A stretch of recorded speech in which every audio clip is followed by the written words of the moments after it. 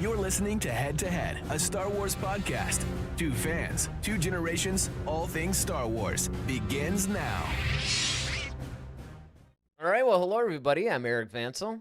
And I'm Daryl Sanders. And we are, as usual, the host for the show. I had to think about it for a second. Nice little dramatic effect. Yeah, like a dramatic pause. Yeah, I wish I Yeah. could say that's what it was, but yeah, it wasn't what it was. But yeah, we're sorry about the way that this one's been falling. I mean, couldn't get on Sunday, then we couldn't get on yesterday, then we were late today. But hey, we're here. Yeah. And I don't know. as I've always pointed out, most of you guys aren't even watching the live stream. You're watching after the fact anyway. So it really doesn't it really doesn't matter when we pop on.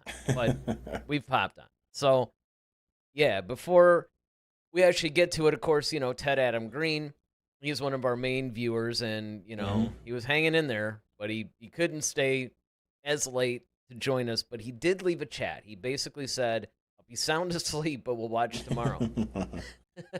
The episode was another good entry, and I am getting spoiled with this season of Visions. Wish they can mash some up to make a new series of adventures. Yeah, I mean, for me, this is another good one, and here's something that was really fascinating to me.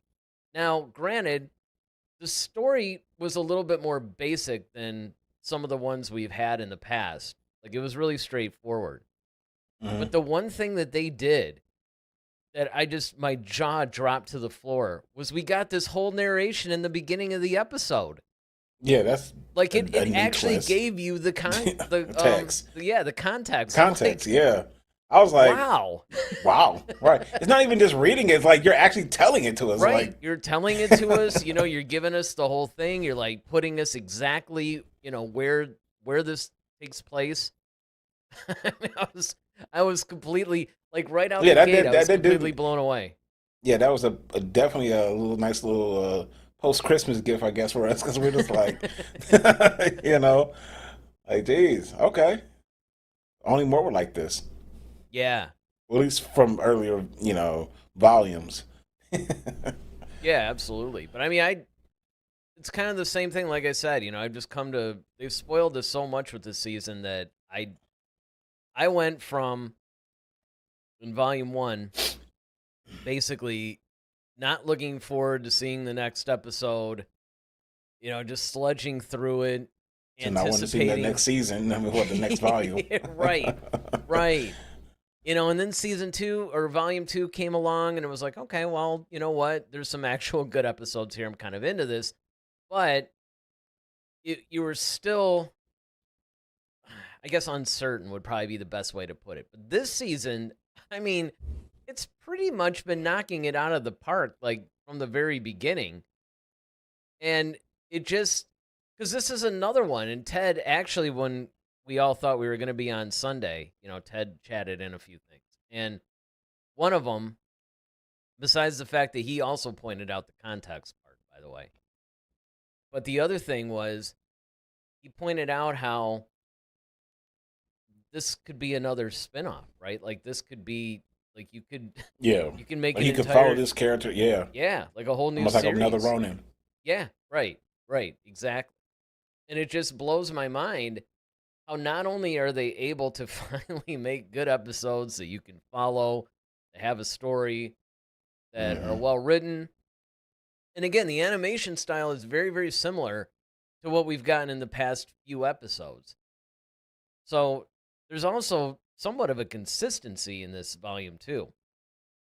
Yeah, I was about to say, at least the consistency in the artwork or the animation or drawings of these these have really been good. Yeah, I mean, it's been a 2D animation style, but I mean, it's been a good, solid 2D animation style. It's not too artsy. It's not, it doesn't detract away from the story in any way. And really, that's something to be said, because usually in the age of, all 3D animation, I mean, it's sometimes people can't necessarily appreciate. I mean, unless you're a fan of that kind of thing, it's almost like black and white photography.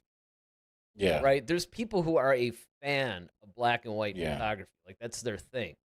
But if you do a black and white photograph, that's compelling, you don't necessarily have to be into that medium in order to appreciate it. You know, you're appreciating it for this very cool artistic photo. And that's the way these past 2 or 3 episodes of Visions have felt like to me, is the fact that you don't even really notice that it's 2D animation, and it really just fits the story well, it blends well. Mhm. And the other You know, thing that I've noticed too is that the pacing on this one was really fast, but it wasn't like Rise of Skywalker, you know? I mean, it did have a little bit of up tempo to it, and mhm. going back to your point on the animation, did this kind of remind you of a slight upgrade? I think it was well, I know you remember because I wasn't even. I don't even think I was born yet, maybe. But the Good, we get to point out how old I am. I love this. or how young I am, if you want. All right. Hey, better. um, Trust me, that's better. Like when you're 15, yeah, you don't like to be, having pointed out yeah, how young you right. are. When you get 30, 40, 50, it's like, Yeah, okay, it's like, yeah, I now want to it's go the other not so way. much of a. Valid point. Valid Now point. if I said you were immature, that would be different. But That is very true. Very true. No, the Boba Fett oh, the holiday cartoon, special thing, the yeah, holiday special. Yeah, it kind of reminds me of like it does. It actually right. does. That's what I'm looking at. I'm like, man, this kind of reminds me of something. It really just clicked when I was like looking at this particular still. I'm like, it's the Boba Fett thing, and I'm like, yeah. And it's true because, okay, so it has that sort of Speed Racer vibe and everything Hmm. in the style of animation, but there is a definite vintage feel to this. Like there's a Yeah, look, a it very does. vintage look to this animation. Even It more so does. than like the modern 2D animation, right? So no, that's a good point. That's a good Yeah. point. And And I I grew didn't up even watching connect it Speed to Racer that. too. So Speed Racer, Danger Mouse, like Right? Yep. those, Yeah, like a lot of that. those 60s and 70s. I mean, even obviously this is the anime version, but it's also very much in the style of the 1960s Spider-Man animated series. Yeah, that's true. Yep. It kind of has that vibe too. I mean, so Spectacular. yeah, Yeah. yeah. So there's like a definite vintage vibe to this as well. And it was, again, the music is really good and everything else. And then it's I've noticed that there is a pattern to the storytelling as far as you usually have um somebody being pursued by, some villain, and like their home or their village or something has been destroyed, and then they're on the run, and then this bad villain comes up, and then of course they befriend somebody, and that seems to be the theme almost for this volume especially. Yeah, I mean, and if you really think about it, I mean, that's kind of the theme in Star Wars. I Well, don't think yeah. we point that out enough because if you really think about it, like, I think especially in the saga films, it's always been that way. Hmm. When you look at the original trilogy, it's Luke, and then he runs into, of course, Han and Leia, and then they just, kind of end up becoming uh sort of the trio. Um, and the prequels, you had Qui-Gon and Obi-Wan, but then they bump into Jar Jar and they befriend him, and he kind of comes, and then of course Anakin pops in, and then he kind of goes with them as well. Sequel trilogy, same thing. We see what happened with Finn and Poe, and then they run into Rey. They befriend her, and now everybody's kind of on these adventures together. So that's kind of and I never really thought about it. That's kind of a trope that Star Wars uses very often. It's a subtle one, but I'm like, yeah, you know what? That's very true. This character, I can't remember her name. You know Um, what? I know. Like I remember the guy's name is like Arlo or something, like Prince Arlo, but I don't remember her name either. And I the also older don't lady. remember the older lady's name either. That's what I'm talking about. The older lady. She looks like Kind of got that Jakastu or uh yes, Jocasta Nu, like Jocasta yeah, Nu, Jocasta or Nu, yeah. um, oh man, she look like one of those the witches from like the Sword and the Stone, something like it's. I can't remember what animation or what cartoon they were. But she kind of has like a B. Arthur vibe. Yeah, yeah. But Now, were Yeah. you disappointed that? Because here's the thing: it looks like, and this is actually unclear to me when I was watching the episode. I'm guessing that she's a Jedi, but there was almost like that General Grievous-ish type of thing, right? Because she did have that false arm, because that's where she put her lightsaber back. Mhm. It seemed like she used the Force to get around that blast, but we don't know. It's almost like we don't really know if she's human. Yeah, well, I mean, she might have, I don't That know, was the only thing that was unclear to me. she might be Auntie Skywalker or something like that. They're always losing limbs and Yeah, I mean, that's another thing that I thought of too, right? That, it could just very well be that she lost a limb and they replaced it with a robotic one. But I don't know. It was, and they didn't really go explore one way or that. the other. Yeah. And Well, and I think they wisely kind of did. Like they wanted to show that it was around, but they didn't want to take the attention off of. This is kind of supposed to be like your everyday people, your well, that was what I was Han getting Solo at. Andors. Yeah. So do you think that was really a necessary thing, right? I mean, I get the whole idea that they're emphasizing, yeah, the Jedi. And then, of course, she goes through and starts talking about, yeah, I know the Jedi, when they were supposedly attacking or whatever. And then, the young girl's like, you believe that? Yeah, no. I mean, the humor in this is really cool, too, I thought. Yeah. But I mean, it just makes me, even though I know that it was to emphasize that, and I don't know, maybe on the part of the animators, the whole idea was to sort of make it feel more Star Warsy. But that's another thing that I've been really enjoying about this particular volume so far too, is even more so than volume 2, which of course is a huge step up. This volume or season actually probably feels the most like Star Wars of any of the 3 that we've had, right? So it makes me Yeah. wonder, because it is called the Smuggler, and she is essentially the focal character, and it's about, I mean, there's a little bit of growth where she's concerned because she's running away, and they don't really make it 100% clear what was going on, but we know that the prince, obviously, he's in hiding, and then he makes the decision to protect his people or whatever, to come out of hiding.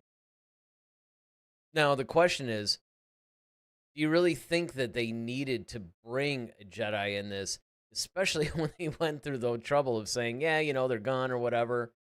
It almost seems like I didn't really have a problem with it. Don't get me wrong. I'm Hmm. not saying like it took nothing away from me at all. And look, I'm one of those guys that love the whole Jedi Sith thing. I never get enough of it.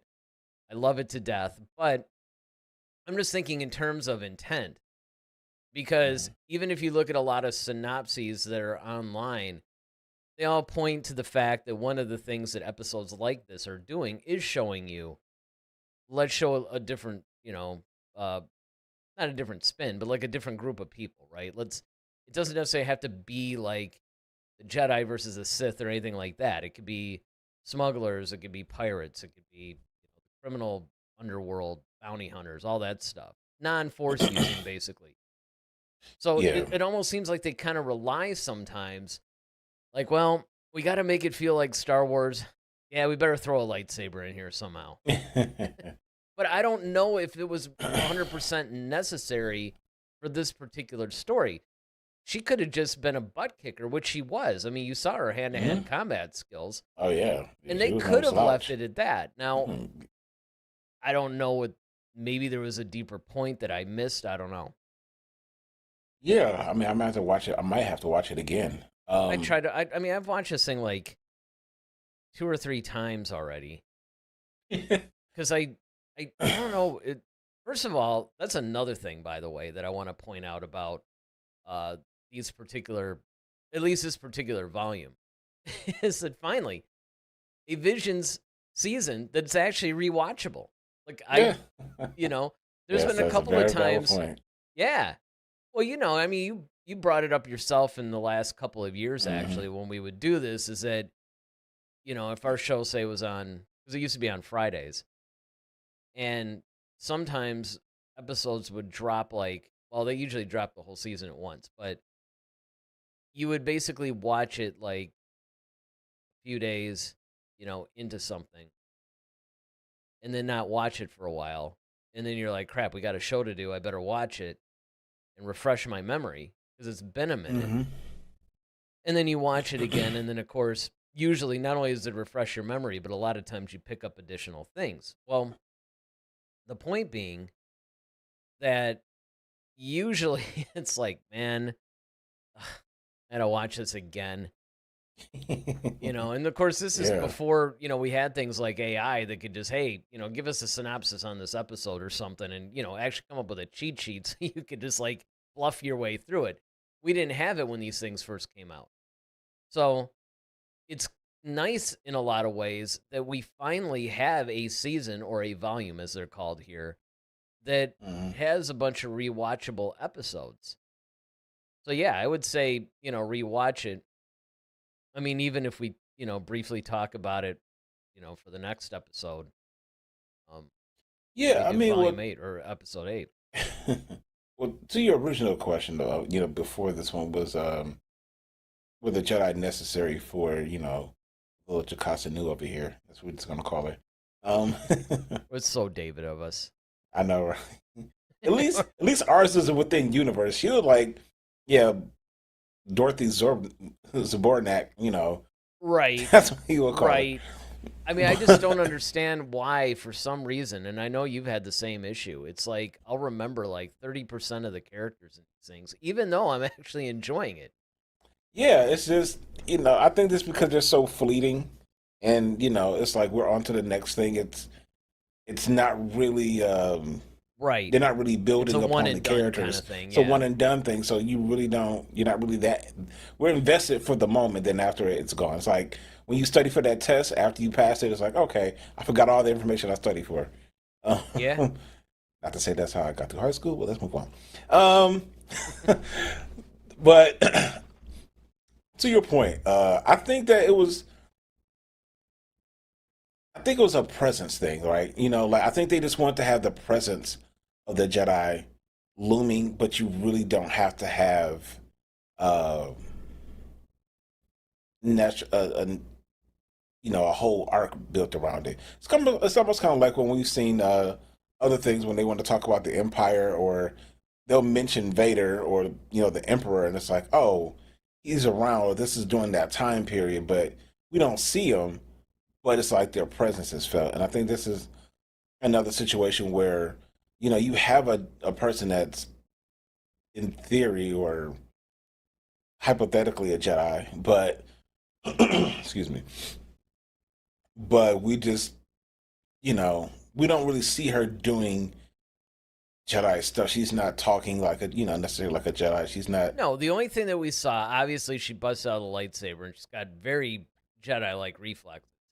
Then the second thing was when the explosion hit, she seemed to have used the Force to like make the fire go around her or something. But it was done in a very like almost like a sneaky way. like that. Yeah, it wasn't as obvious. Like you could. There was no music cues like boom, boom, right. Boom. And the other thing, like you said, there was no focal point on the Jedi too, right? Like it was really more like, hey, by the way, we just did this whole exposition about how they're not around anymore. Yeah, just kidding. We're still around. We're just, kind of. And I was about to say that's the other thing too. It's kind of like a, it's kind of funny, like when you have those situations where, I could give you like this a personal account. I remember ironically it was during the holidays, and I was visiting a friend, and they were all sitting around and they were having these, conversations, and somehow the conversation of like the Illuminati and Masonry kind of came up, and they're having like this huge, big conversation. And my friend, she knows I'm a Mason, so she's kind of like looking over me, waiting for my reaction. And I'm just letting these people talk, because they're just like, yeah, the Masons are doing this and they're doing that, and she's just watching my face because like she knows. And I'm just perfectly calm, just sitting there, just absorbing, and I'm just asking my questions as if I'm not a part of any of this. And but I'm also relaying my information. Like, well, I wouldn't say that. You could also look at it from this perspective. You know what would have And been they're, hilarious huh? is if you know how like because you got like the little mason like pin, right? Mhm. What would have been great is if you just kind of had that, just kind of put it on the table and just slide it out in the middle. So to that point, right? No, it's funny that you say that. So I make a comment, and they're just like, "Well, how do you know that?" And so like I have it like the emblem as a wallpaper on my phone. So like I tossed Ah, to my phone, and they like, "No." They're like, "The whole time you've been here?" Like, "Yep, the whole time." And they're like, should have been like, "No and yeah, way." and you're gonna be in a lot of trouble, dude. I'm going Yeah, back. yeah, You we need you to have you step out here. It's like Chris Hansen, you right? know.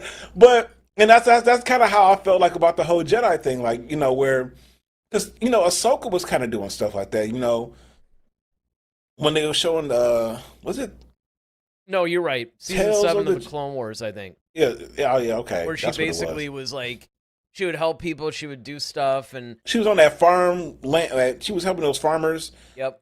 and something happened, and she used the Force to keep people from like getting really hurt or something like that. And that one Hmm. guy kind of saw it, like, "Hey, what are you doing?" Well, that was odd, that type of thing. And those little moments like that just kind of remind you. Like I said, it's more of a presence thing. Like, okay, I know you said we're not around, but we're always around. It's just that now we're just not as prevalent, and it shows that we're kind of in hiding. Yeah. And that could very well be what it was, right? I mean, it's just kind of a reminder and something within universe to show the other characters that are there, like, yeah, we're not completely extinct. Exactly. And the interesting thing about it is if you look at, excuse me, man, it's like drinking pop, right? Now you get all these, now you got to burp every 5 minutes. But essentially what happens is you get a little bit of context of the timing because of the fact that they end up going to Yavin 4's base. Hmm. And so, I mean, well, granted, I mean, technically speaking, like post Return of the Jedi, they kind of did a little something there too. Not necessarily. I don't think anybody has hit it in the official canon yet. Like, I don't remember in the Mandoverse if anybody has gone back there. I don't think so. But definitely the expanded universe, they had brought it back. But the presence of it, even here, demonstrates that it probably is happening somewhere closer to episode 4, like somewhere closer to A New Hope. That's probably where Hmm. it is. So it is nice that you get a little bit of context in there too. Yeah, definitely. I And mean, it makes me wonder sometimes, in thinking about that, if they're ever going to do, a Visions episode that takes place around the sequel trilogy, where you'd get like First Order mm, troopers or Sith troopers or, mhm. something like that. I mean, that would or be even the interesting. or even the prequels. I don't think we've ever seen anything. No, you're I don't right. think. With like clone troopers and stuff. Yeah, I don't think we've ever seen that either. No, they tend to want to stay around the original trilogy, it seems. Yeah. Now with Maybe. I mean, because, if you think about it, a lot of episodes don't even feature hardly anything, right? Like, the only hint that you get sometimes is, in this volume, you've been getting a lot more than usual, and I think that's part of the reason why it feels so much like Star Wars because they're using so many Star Wars things in it, you know. Whereas, like with season 2, volume 2, especially volume 1, other than the fact that it said Star Wars Visions, and maybe they would throw an R2 unit in there every once in a while. You got no context as to the time period because that was another problem too. Is that we would be watching these stories and it's like, okay, I don't know what's going on, and a lot of times people criticize and say, oh, that's the thing about you Star Wars guys, especially the hardcores. You always got to know what era it's in, and like how many years before after the Battle of Yavin, and it's like, yeah, you don't understand. The reason is because look, if you're not going to give us context within the actual storyline, at least if we know roughly what era is taking place, then we know roughly what's going on around it, and we could start to try to apply some of that context to whatever the story is. Right. But when you even lack that, I mean, you I don't just know where don't I am. know. Yeah, it's so disorienting. I mean, Volume 1 was a very disorienting Yes, that is a volume. great word for it. 'Cause that is a very great word. I wish I had 'cause- thought of it like 3 years ago or however long Right? it's been, because that's Yeah. that's That pretty is a much- perfect term yeah. for, like, it was very disorienting. Like, like, I'm just, the whole time I'm just like in a state of confusion and completely. it's just like, I okay, mean, you what- just like you I'm have on like no some idea. weird acid trip or something. Like, okay, this Pretty is much. like I watched Star Wars and dropped acid at the same time. And I mean, and a lot of times, it's the same thing. Like visually, it's striking. And I remember there were times where, like, we couldn't really talk about the story because all we talked about was how much we didn't understand it, and then we would just go into the technical stuff because it's kind of Yeah. like, okay, well, we'll go into the cinematography and the artwork. Yeah, and what the- else we're gonna talk about? you at know, this I point? mean, yeah. because you can at least go, okay, well, that's the one thing that is good about this, and that's the one thing that you can understand. Whereas Yeah. this season or volume has been completely different. It's almost been like the opposite. They've actually gone like a little bit lighter. When you look at this, it's like it's a more 2D animation style. It's less artsy. It's a little bit more direct. And the nice thing about it is that they're giving you like tons of context in all these episodes. Well, yeah, I think that honestly, progressively, and I'm hoping, I won't say I'm willing to bet, but I'll say I'm hoping that at least there may be listened to, and it's funny because I think a lot of people aren't really reviewing, like we've often said, like a lot of people aren't reviewing Visions, and if they are, it's kind of more like, all right, Visions Volume 3 is out. It was cool. These are some of my favorite episodes. Well, that's actually true whoop-de-doo. in the That's video it. part of it. It's funny because ever since we said that, I've started to look. And there are some channels that are doing like what we're doing, but they're very few. I mean, it's not like, The Mandalorian comes out with another season or something like that. Right. Where you got all the big channels and everybody's reviewing. But Yeah, in print, they do a lot of individual episodes. Like Screen Rant, I think, did some. Oh yeah. Stuff like Yeah, that. they usually do like comic book and Yeah. it's another one, comicbook.com or something Collider, like that. I mean, Yep. those guys.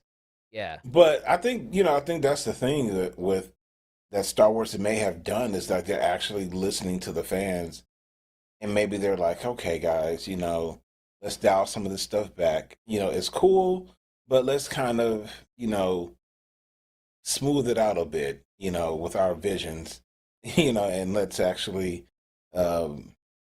make it at least a little bit more relatable. We can digest it. It's, we're not trying to figure out like which end do I even, start to bite this thing from. It's just, I don't know. I think, but I'm glad to see that it's improved. Well, yeah, over because the course of time. I mean, when it first started, honestly, it would have been more apropos to call it Star Wars hallucinogens. Exactly, that's what I said. Dropping Star acid, Wars man. hallucinations versus visions. Not so much a vision; it's more like a hallucination. I mean, this is like I'm on some sort of Exactly. weird drug. And you're right. I Mhm. think that they may have. It would be interesting to know, was this just an organic move, or were they just putting a ton of money in and going, okay, well, there's enough demand to keep making them, but guys, we got to expand the audience a little bit. And then also, when this thing first started, this is still at a time when we had the films and we had, The Mandalorian. I mean, there's some successful things going on. Now Star Wars is like kind of at an emergency, all hands on deck. Mhm. We're pretty much still flying half a ship kind of a thing, right? I mean, they're Right. airborne, but they're getting to the point where if you do use that metaphor, it's like they're a ship that's like right at the threshold of not being able to be repaired. Yes, that when it's been hit and that the right engine is always smoking, Yeah. and it's like, oh well, if we fly to a certain height, it'll choke out the fire, and we can, Exactly. That's kind of where they're at right now. They're at Yep. the point where they could probably turn it. It's going to take an awful lot of repairs, but at least they Almost can like make those repairs. Mando kept doing to his Razor Crest and his little starfighter, how he kept popping up at on Tatooine yeah. with his little Yep. chick that was knocking off Jawas. Yeah, exactly like that. But it could be maybe it's like that. I don't know. Oh, yeah. I guess as good as mine. Did you think Arlo reminded you of like, any of the smugglers that we are accustomed to though?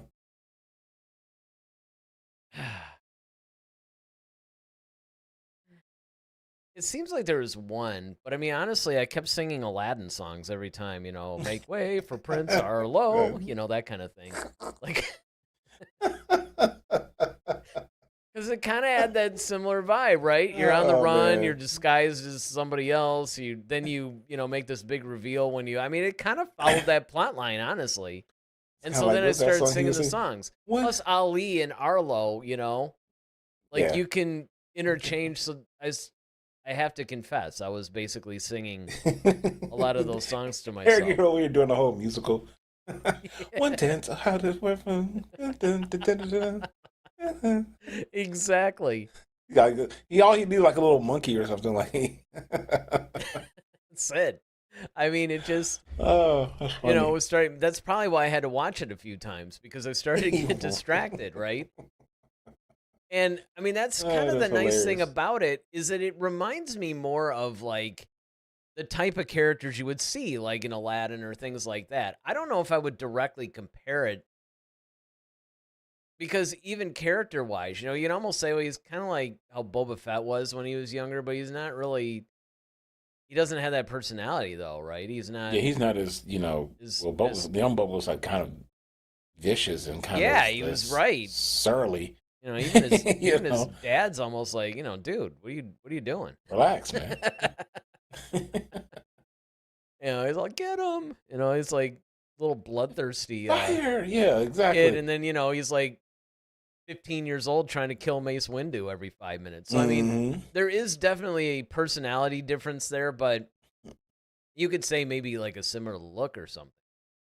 Yeah, I think but I think a lot of people really enjoy and this is one thing I'm learning in Star Wars is that a lot of people really are enjoying the expansion of the type of characters that we see, like the bounty hunters, the everyday kind of people, almost like your Batman, Punisher kind of characters that don't have superpowers like the Jedi and Sith, but they're still formidable characters and they kind of all play a role. Like I think when you look at characters like that are so beloved now, like Cad Bane, still one of my favorite characters. I mean, I just love hearing his voice. I love how cunning he is. The fact that he can basically kill Jedi and hang out and hang with those guys, even though he has no abilities at all. I think that just speaks to it. And again, if the story is told right and done right, I think, this could be a great new wave in Star Wars, and it focuses on the actual war part, as opposed to like the starry, mystical aspect of Star Wars. If I'm making sense. Yeah, it makes perfect sense because the other effect that it has, which I think that maybe the writers are starting to see, is that when you have a bunch of characters in a bunch of different episodes where you don't really see a whole lot of Jedi, when a Jedi comes on and does his or her thing, it's like now they seem even more powerful. Like now you understand how powerful these people are. The problem is when all you're dealing with Jedi or Sith or whatever, it doesn't, they're around a bunch of like-minded or like-powered people. Yeah, it's almost like when if you're watching a boxing match and you're watching two boxers go at each other, I mean, they're relatively equals. If you're a professional boxer, Hmm. But then you see a professional boxer go against somebody who's just like, walking around on the street. It's like, it's a huge, Yeah, huge huge, difference. massive. Like even even the wimpiest boxer professionally, you put that guy on like the regular street, man, listen, Yeah. he's probably gonna like decimate anybody. And that's kind of like I think to that point, Eric. But I think also, um, what's cool is that now I'm starting to see in Star Wars is that those type of characters can share the spotlight. Like you can have, and they're kind of like respectable in their own right. So you could have like somebody like Han Solo, who arguably is like one of the better pilots in the galaxy. He doesn't use the Force, that we know of in the sense of like how a Jedi would, right? Hmm. So the fact that like, okay, well, like the Jedi kind of relying on his cunning ability because, and that's the cool thing about the boundaries that the Jedi have because of their code, they're not allowed to maybe manipulate things a certain way because that's too dark side-ish. But a smuggler, I have no rules. I do what's in the best, and those type of characters, kind of like you want those guys on your team if you're a Jedi because you can do things that I can't do because my moral code won't allow me to. Yeah, and I mean, I think that that's the reason why the concept of the Gray Jedi is so compelling to people. Is that Yeah. you have somebody with that immense power doesn't necessarily feel that immense responsibility. Hmm. He or she basically isn't bound by that Jedi's strict moral code, so you can basically have them be like a smuggler or bounty hunter, but yet they have that kind of power, and that Hmm. gives you an opening to a lot of different stories and character types and all that other stuff. Yeah, It's that's what also like kind of John Naywood yeah, from skeleton Skeleton crew. Crew Yeah, he's like a said that perfect right this example time. of that. I know. Yeah, that like yeah, clearly he has the force and he has these abilities. However, he's not wielding a lightsaber. Well, at least not until the very end when he got it. But you Well, the know, thing that's kind of strange about him was he was also a pirate, but he wasn't just a pirate. He was like the head pirate. It's like yeah, you don't usually see that. Usually, if you see these Jedi who've wandered away from the Order, they're kind of loners. They're kind of like hmm, nomads, and they just sort of do their own thing or whatever. But he was like he got himself a crew. He's like the head guy. hmm, Like he would actually be like the villain, but he was yeah, also the Jedi, and it was kind of a weird dichotomy, and it was kind of refreshing to see. Actually, I was really hoping that we were going to get a season 2 of Skeleton Crew, honestly. yeah. It's most unfortunate that we're not. I really did like the characters. I think they Yeah, were like some of the better fleshed out ones. But it was. I mean, and the stories were really good. I mean, it was literally like, you take like Goonies and Stranger Things or something, and you stick it in Star Wars, and that's, I mean, there you go. kind of a formula for success. I'm surprised, but I think it's because a couple of things. One, they didn't market it as well as I think they probably should have. No, they didn't. It got a little bit lost there. And then the second thing was when they did market it, they made it seem more like a kid's show.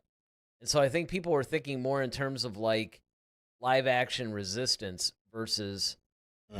a compelling, show Yeah, that could actually stand up to The Mandalorian or, I don't know, what's the other one that does? Andor.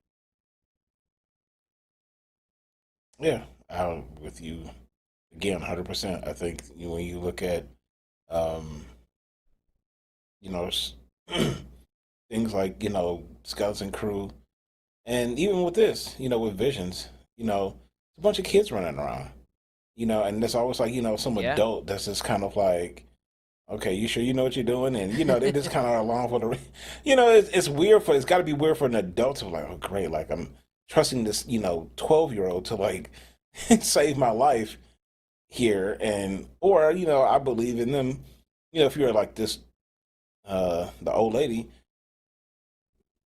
if she's a Jedi, or if she is a Jedi, like she's probably started off when she was young, so she kind of knows what that feels like, and like, hey, don't count them out just because they're a kid, you know, because I was a kid once and I was still doing stuff. So No, but I get what you mean though, because on one hand it is a little strange. It's like, okay, you could see even thinking back in your own life, but especially in the Star Wars universe where kids have to take on a lot.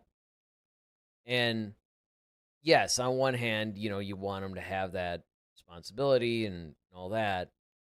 Thing is, though, like if it's a life and death situation, like if I'm literally gonna die, Yeah. I don't Or necessarily be know if I imprisoned want to be like like, the hey, Empire. 12-year-old, like, sure, take the controls of the ship or the speeder or whatever. Exactly. No problem. Exactly. I mean, about the only way that I would do that, and I used to do this, and I still do this. It's like if somebody younger than me actually has something down that I don't, like they have a skill I don't possess, well then yeah, I'm going to default to them.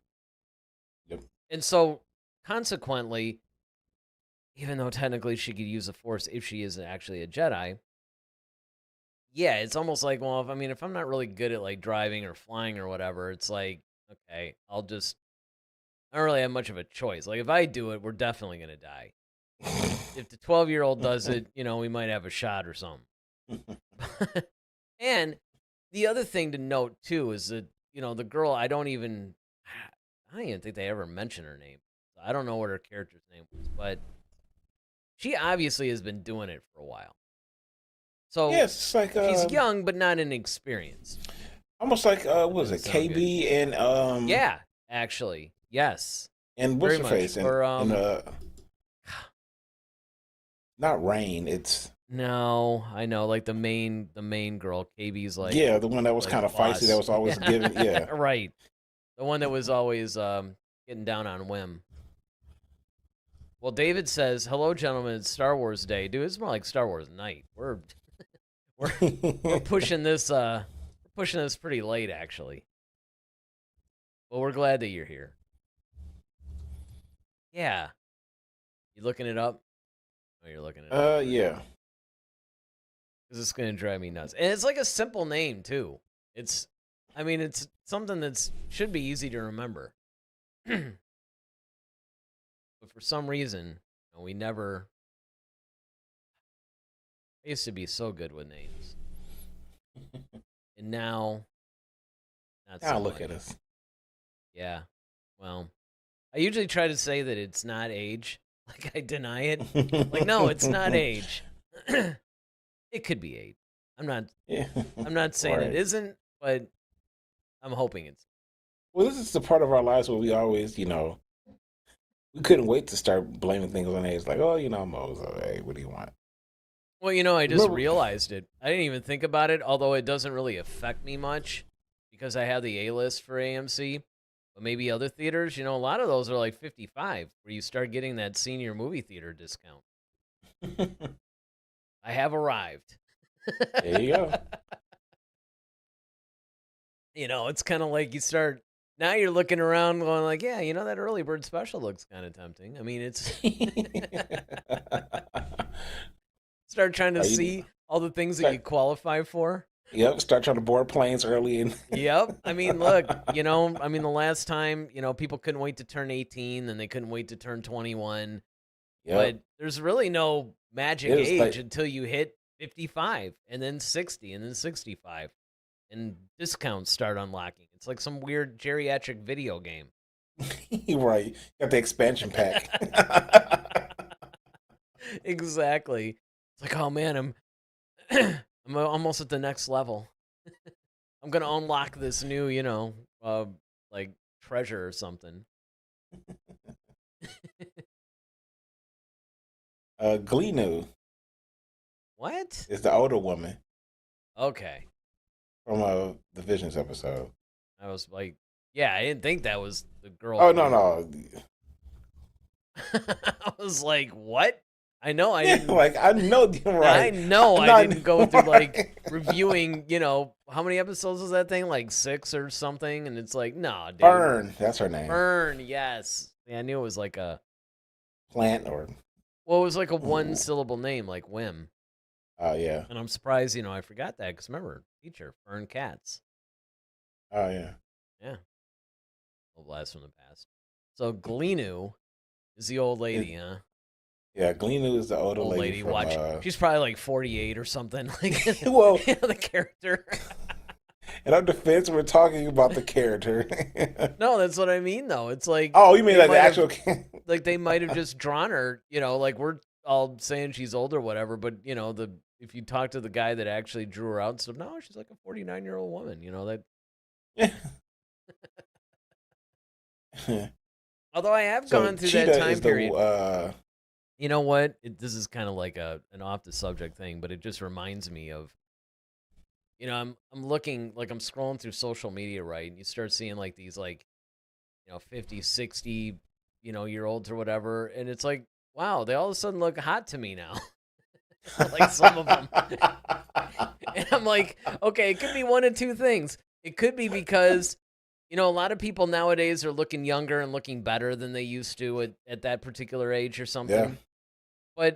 Or scarily, it could be because I am the age that I am, that it's suddenly like, hey, you know what? That 62-year-old isn't bad, So I mean, it just Exactly. Well, if you need any reassurance, I will say this: like, you really don't look much older than when I met you, so that's a good thing. It's like I That's met the you goal. like you were like your late 20s. You were like 28, 29, somewhere around there when I met you.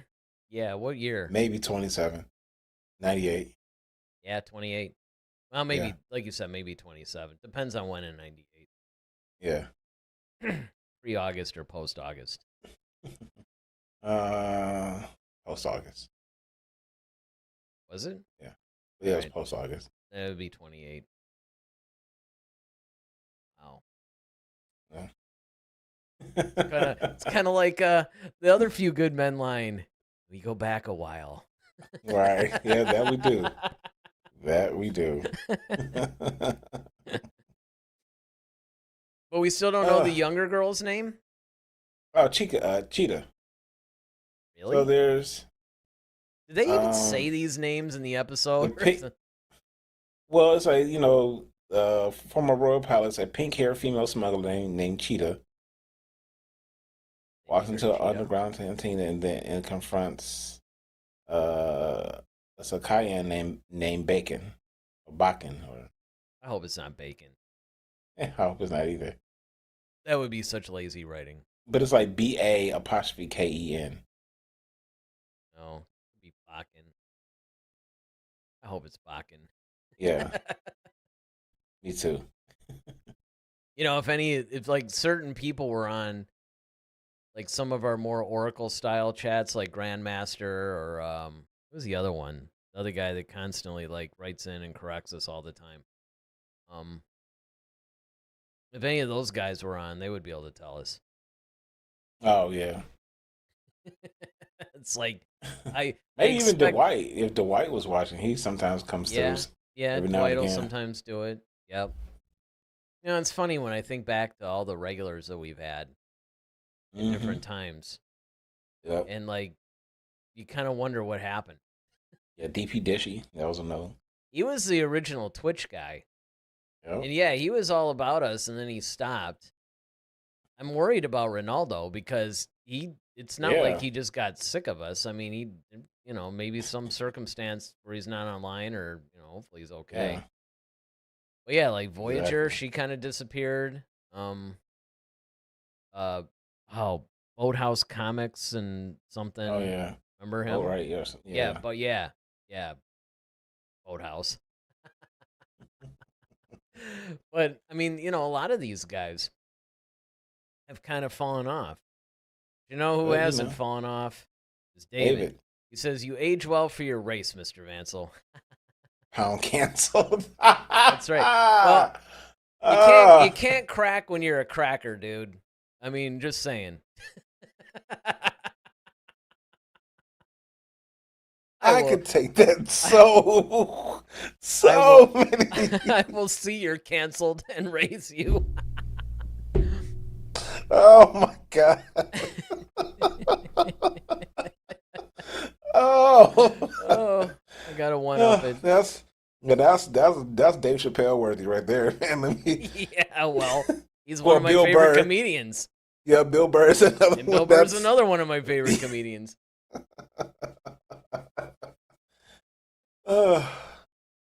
Yeah, well, I hope it lasts. That's Yeah. all I can say.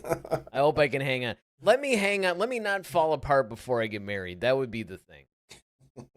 That would be the trick, There you go. you know? But yeah, there's so many regulars that we've had that, it's like I kind of miss them. I kind of wonder what happened to them. Yeah.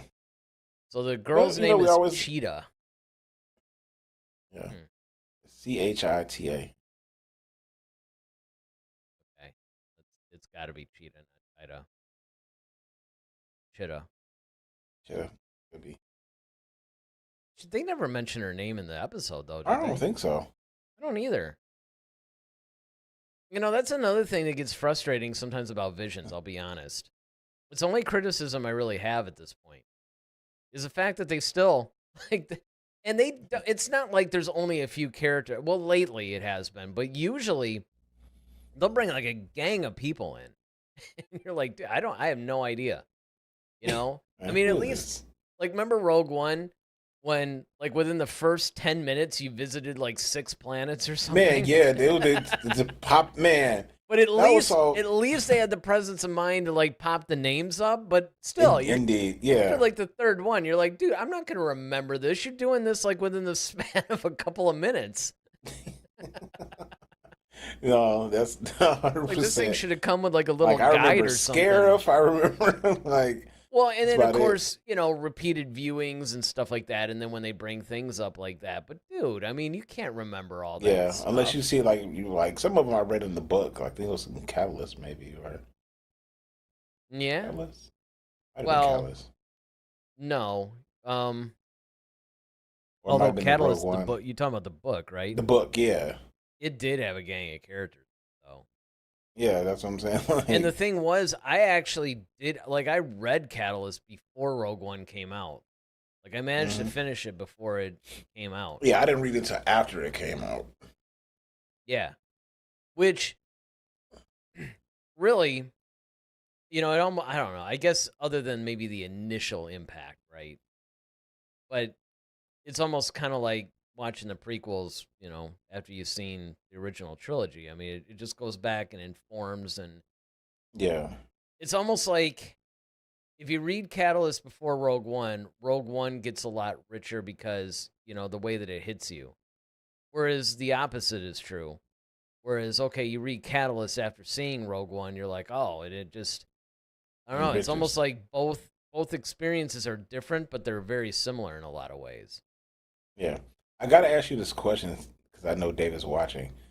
Well, first he says that we should cast me, but in what? Oh, I know what he's talking about. He's talking about the church skit that we're working on. Ah.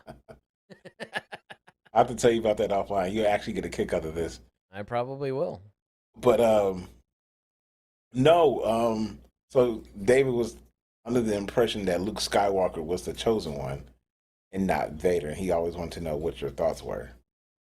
Well, there's a lot of people that have that thought. Mm-hmm. But the truth is, Anakin, look, even Lucas himself said that Anakin was. And the reasoning behind that was because Anakin brought balance to the Force exactly as prophesied when he killed the Emperor and redeemed himself. Mm-hmm. And when he did that, he brought the balance back. So he fulfilled the prophecy. But it's easy to see why people think that it was Luke, because obviously Luke had more longevity, especially as a Jedi. And and then, of course, the other thing that's come up, and Lucas has basically alluded to this, I don't remember if he actually outright said it. He may have, though, is that there's chosen ones in different generations, basically. Yeah. So, in cycles, right? So you can argue that maybe Rey was a chosen one for that era. Mm-hmm. But, I mean, if you're looking at Anakin versus Luke, yeah, it's definitely Anakin. I mean, Lucas himself even said that. But even if he hadn't, it's like, it's kind of obvious, I mean. Well, and you could also apply, like, Snoke's whole thing was like, when darkness rises, light rises to meet it. And the thing is that when people think that Vader was the chief bad, but he really wasn't. It was Palpatine. So Yeah. he's the most powerful light. I mean, dark. Anakin eventually ended up becoming the most powerful light because he's conceived of the Force, and then he actually came back to it. Right. Yeah. The So whole redemption arc thing. the whole It was redemption makes it he kind of went to the balanced dark and then again. came back to the light and brought it back to balance by eliminating the big dark, guy. Hmm. No offense. But they That's not me, by the way. you're the big baddie, you know that. It's funny because in this skit, that's what David wants me to be. He's like, "Yeah, you're the Well, you final." do. I mean, the thing that's funny is like you're like the nicest guy in the world, but it's so funny like how many people would come up to me and just think like, like you're one of those like movie henchmen or something. Dominic and Vito. Yeah. That's because you said dispatch me to deal with people, probably. And I have to. Well, there is see. that. I was your Vader though. There is that, but I mean, the funny thing about it is just so funny because, well, in Yeah. Huff was kind of the same way. Remember Yeah. when we first I didn't want to talk to that guy, and it was just like find out he's like one of the nicest guys in the world. Yeah, he definitely looks like Kimbo Slice. So. Yep. And then of course you have like guys that look like they're the most harmless people in the world, but they're like these serial killers that have like Yep. killed like 30 people and all that stuff. I mean, you can't go by that. But That's right. the other point I was going to make about that though is the fact that I think what also makes people feel that way about Luke is the fact that then you go into the expanded universe and he becomes like godlike at that point. Yeah. And it's just, again, it goes back to that Luke having longevity thing. I mean, he's just like lasting forever, and he's always in everybody's face. And people think that, okay, he's basically trying to think of the right word. It's almost like he's picking up the mantle because Anakin fell to the dark side, but Luke didn't. And Luke became what Anakin should have been. Right. And so I think from that standpoint, that's why they think that, because they're only looking at the fall part of it. They're not looking at basically the key to the whole thing. That was the fulfillment of the prophecy when he came back and then he killed Palpatine and that brought balance back to the Force. There you go.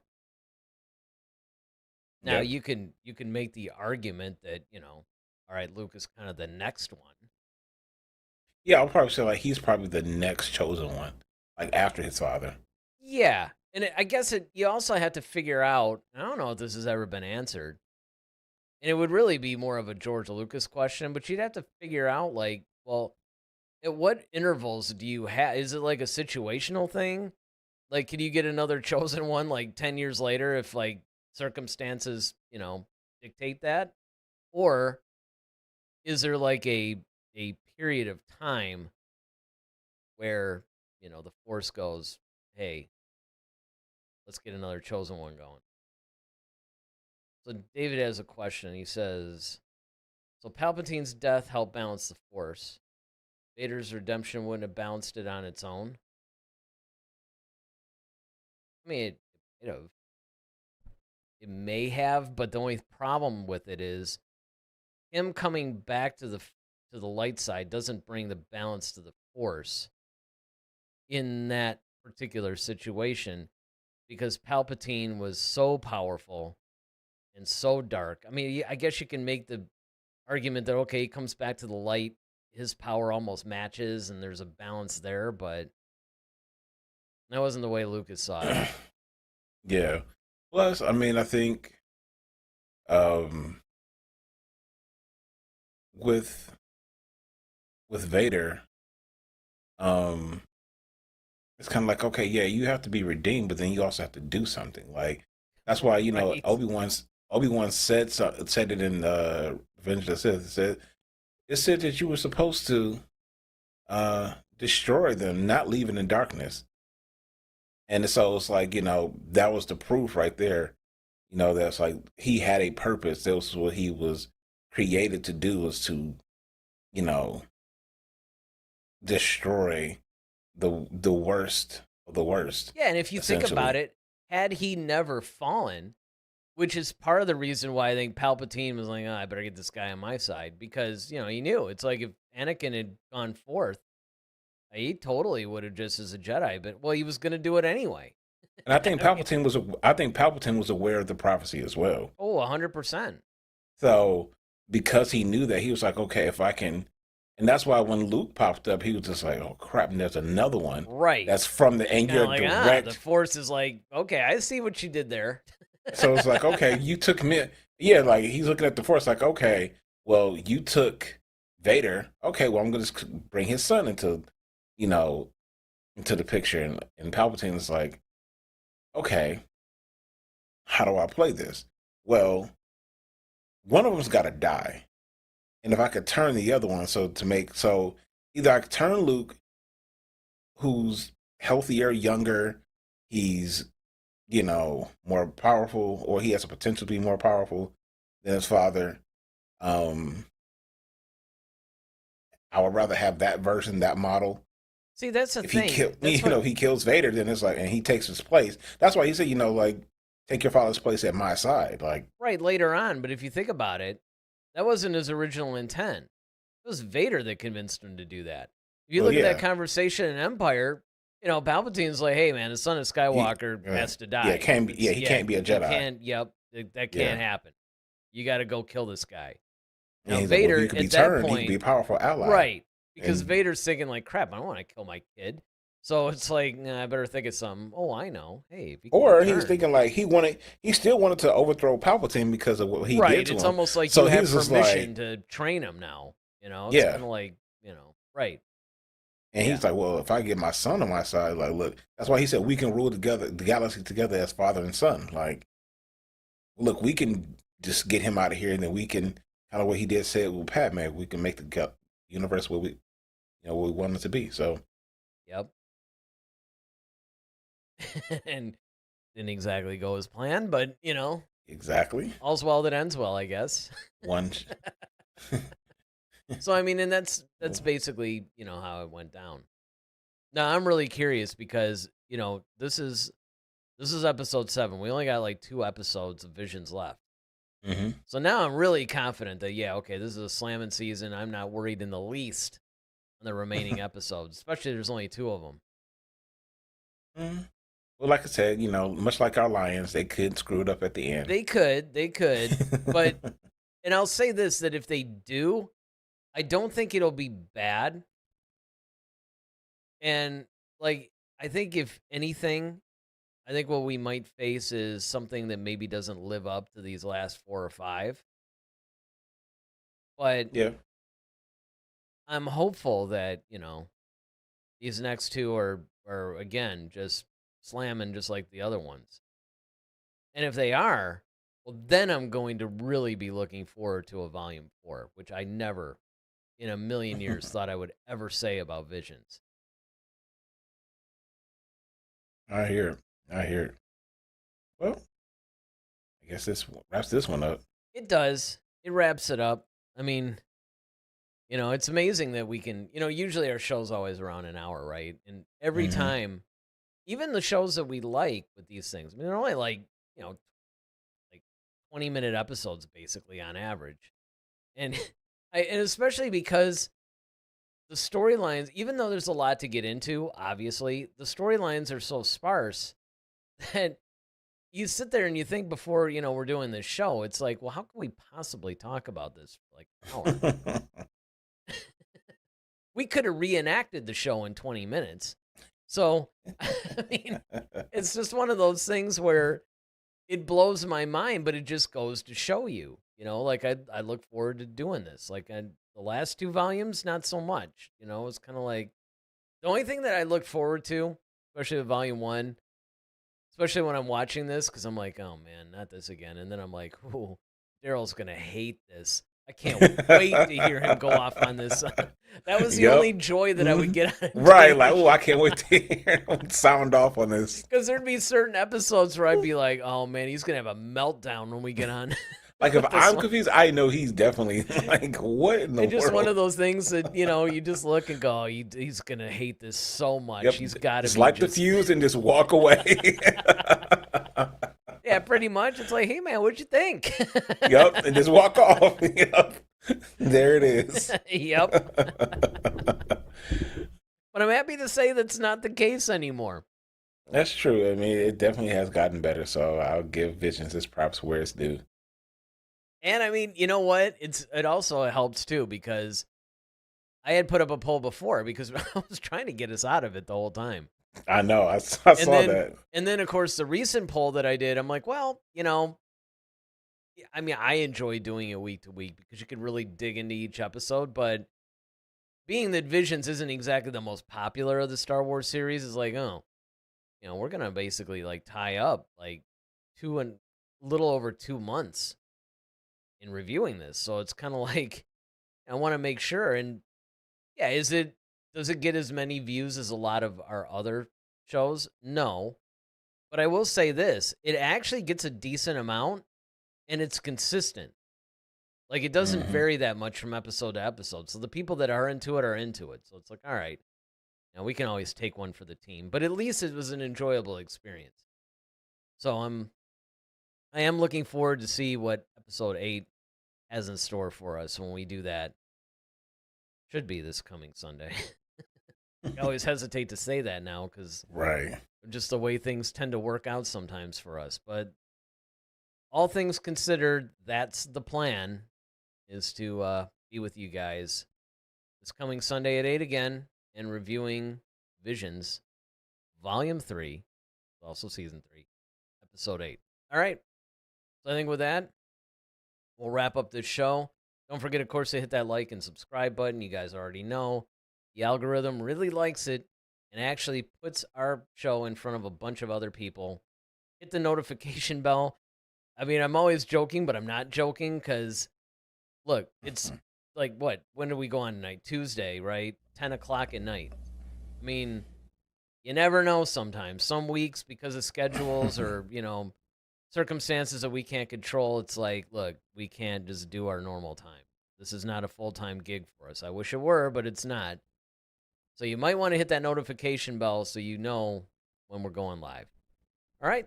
So, Lord willing, we'll see you guys Sunday at 8, where we'll be doing Visions. And that's right. This is the last episode of the year. 2025. Yeah, we're wrapping up 2025 with Visions, and we're starting 2026 with Visions.